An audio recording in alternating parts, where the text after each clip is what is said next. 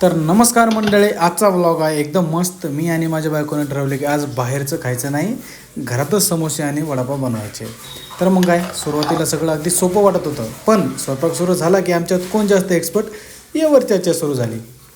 कधी बटाटा कमी, कधी चटणी जास्त, तर कधी समोश्याचा आकार बघून आम्हालाच हसू येत होतं.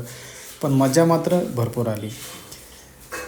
तर अशा प्रकारे त्यांनी वडे बनवून घेतलेले आहेत. आणि मध्येच तुम्हाला एक छोटासा किस्सा सांगतो. एक एंट्री झाली आमच्या छोट्या स्टारची. स्वयंपाकापेक्षा याचा डान्सच जास्त भारी वाटत होता. भरपूर एनर्जी झाली होती सगळ्या रूममध्ये. बघा कसा नाचतोय. शेवटी समोसे आणि वडापाव तयार झाले, दिसायला भारी आणि चवीलाही एकदम झकास. खरं सांगायचं तर एकत्र स्वयंपाक करण्याची मजा काही वेगळीच असते. तुम्हालाही असा फॅमिली टाईम आवडत असेल तर हा व्हिडिओ नक्की लाईक करा. कमेंटमध्ये सांगा तुम्हाला समोसा जास्त आवडतो की वडापाव.